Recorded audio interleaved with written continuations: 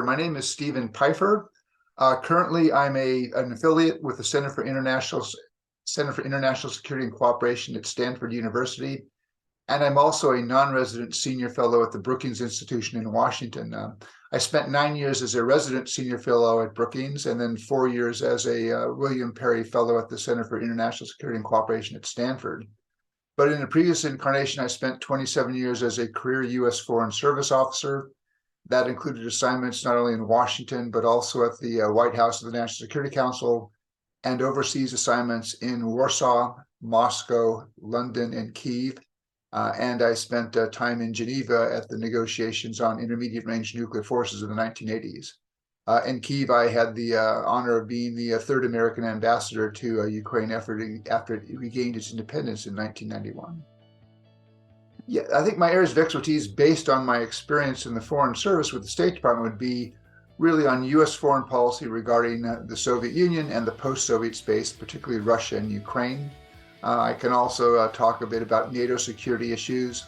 And I spent quite a bit of time in the 1980s working on nuclear arms control. And after I left government, when I was at the Brookings Institution, I spent quite a bit of time following nuclear arms control questions, so I feel fairly competent to speak about those issues. Well, I could draw on my experience. I could talk about arms control, for example, the negotiation of intermediate-range nuclear forces back in the 1980s.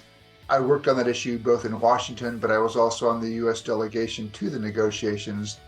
I then worked for Ambassador Paul Nitze, the U.S. negotiator, and then spent a couple of years at the embassy in Moscow, where I had the arms control portfolio.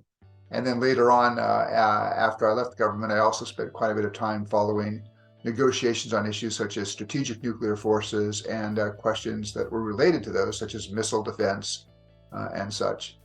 Also spent, based on my time in Moscow and in Ukraine, I think I'm fairly familiar with the histories and those countries. Spent a lot of time, of course, in the last year looking at the Russia-Ukraine war, the factors behind that.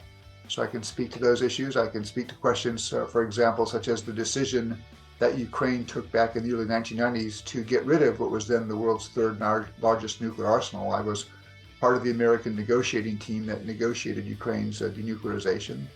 And I can speak to issues such about NATO, including in the 1990s, the decisions to enlarge NATO, but also the effort, which unfortunately did not succeed, to build a durable NATO-Russia relationship that was begun in the Clinton administration when I was at the National Security Council at the White House. So those are the sorts of issues I think I can talk about based on personal experience and issues that I've written about. I've written a couple of books, one on U.S.-Ukraine relations, and another that looked at the opportunities for further progress in nuclear arms control. Time permitting, I would be very interested.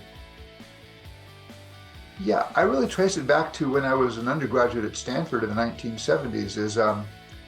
I decided fairly early on when I was in college that I wanted to do public service. During my sophomore year, I had the opportunity to spend 6 months at Stanford's overseas campus in Germany. And I came back from that thinking I wanted to look at a career that would allow the opportunity to live and work overseas. And then Stanford had a very interesting program on arms control. And I got very interested in that subject. So when I looked at issues that would be public service, arms control, the opportunity to live and work overseas, the Venn diagram sort of centered on the Foreign Service. I heard a Foreign Service officer speak at a Stanford Career Development Center event and decided to pursue that course. And it turned out to be a very exciting and interesting career, and I really treasured the 27 years that I had as a Foreign Service officer. Well, to get here again, after I applied to join the Foreign Service my senior year at Stanford. The first time around, I passed the written exam and failed the orals. I took it a year later and passed both the written and oral exams. So I joined the Foreign Service about a year and a half after I graduated from Stanford. I then had 27 years, like I said, working in Washington, but also at embassies overseas, places like Warsaw, Moscow, London, and Kyiv. I retired from the government in 2004 after 27 years. I did a little bit of freelance work and then joined the Brookings Institution as a fellow, then a senior fellow, where I worked on their programs on Russia, Ukraine, but also helped start up a program on arms control. Did that for 9 years before I decided it was time to move back to my home state of California, and I returned to California in 2018, and then spent 4 years as a William Perry Fellow at the Center for International Security and Cooperation at Stanford, where again I worked on sort of the issues that I'd worked on in the Foreign Service: Russia, Ukraine, nuclear arms control, European security questions.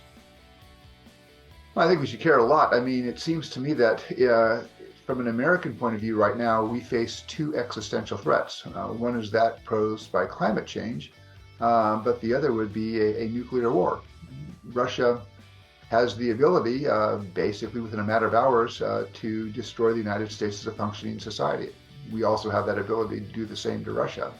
But it seems to me that containing the nuclear arms competition is very much in America's interest.